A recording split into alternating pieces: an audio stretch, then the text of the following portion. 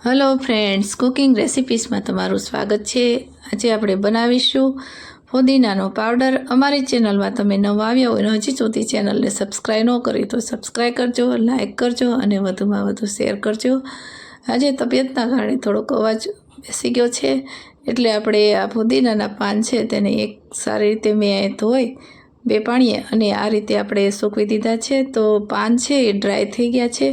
પાણીવાળા ભેજવાળા હશે તો સૂકવવામાં વાર લાગશે અને કોરા કરીને જ પાન આપણે તોડીશું। તો અહીં અમારે પાનમાં સહેજ પણ પાણી નથી અને આ રીતે આપણે પાન એડ કરીશું। થોડાક આગળના ડાખડા જાય તો પણ ફુદીનાનો ફ્લેવર સારો એવો આવે છે, એટલે કુમળા હોય એવા આપણે એડ કરીશું। અને અહીંયા મેં 250 ગ્રામ જેટલો ફુદીનો લીધો છે, એમાંથી આપણે 100 ગ્રામ જેટલો પાવડર બનશે। તો આ પાવડર બનાવવો એકદમ ઇઝીલી અને સહેલો છે। તમે ક્યારેય ન બનાવ્યો તો બનાવજો અને ટ્રાય કરજો। આ ફુદીનાનો પાવડર તમે જોઈ શકો છો, આપણા ફુદીનાના પાન છે એ એકદમ સરસ એવા આ રીતે કટ કરી અને આપણે સૂકવી દઈશું। આ પાન છે તેને સૂકવવા સાયડામાં, કેમ કે આપણો જે કલર છે તે ગ્રીન જળવાઈ રહે એટલા માટે। તો હવે તમે જોઈ શકો છો, મેં અહીંયા 2 દિવસ પાન સૂકવ્યા છે અને પાન પણ સુકાઈ ગયા છે એકદમ। આ રીતે તમે જોઈ શકો છો પાવડર થઈ ગયો છે। હાથને અટકવાથી આપણા પાન એકદમ તૂટી જાય છે। હવે અહીંયા મિક્સર જારમાં આપણે એડ કરીશું આ પાવડર। તમે પાણીપુરીના પાણીમાં અથવા છાશના મસાલામાં પણ એડ કરી શકો છો અને બીજી કોઈ પણ રીતે તમે ઉપયોગ કરી શકો છો। શરબત બનાવવું હોય તો પણ તમે ફુદીનાના ફ્લેવરવાળું હોય તો 1/4 સ્પૂન જેટલો આપણે પાવડર એડ કરી અને એડ કરી શકો છો। આલુ સેવ બનાવતા હોય તો પણ ફુદીનાના ફ્લેવરના એડ કરવું હોય તો તમે એડ કરી શકો છો। આ રીતે આપણે ફુદીનાના પાવડરનો ઉપયોગ કરીશું।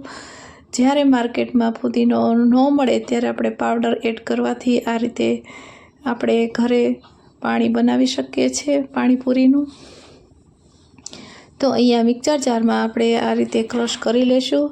ચાલુ બંધ કરી અને આપણે વચ્ચે વચ્ચે જોતા રહીશું, કેમ કે જેમ આપણો પાવડર એકદમ ઝીણો અને બારીક હોવો જોઈએ, આપણે કચરો છે એ બધો દૂર થઈ જાય। તો તમે જોઈ શકો છો ઝીણો એવો બારીક થઈ ગયો છે। હજી થોડુંક એવું આપણે ફેરવશું।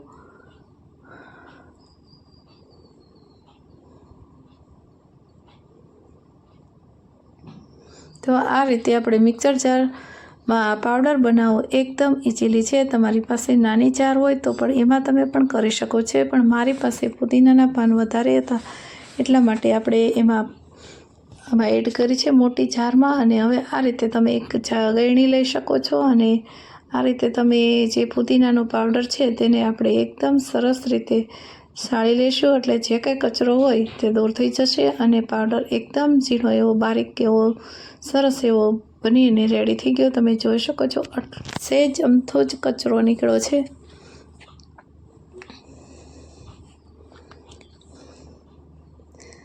તો આ પાવડર બનાવવો એકદમ ઇઝીલી અને સહેલો છે અને આ પાવડર આપણે એરટાઇટ બોટલમાં ભરી અને આખું વર્ષ સુધી આપણે સ્ટોર કરી શકીએ છીએ।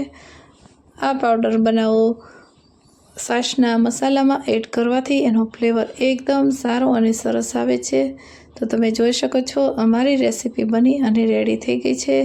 રેસીપી સારી લાગી હોય તો વિડીયોને લાઇક કરજો, શેર કરજો અને સબસ્ક્રાઈબ કરવાનું ભૂલશો નહીં। બાજુમાં આપેલી ઘંટી દબાવશો એટલે નવી નવી રેસીપીના નોટિફિકેશન તરત જોવા મળશે। Thank you for watching.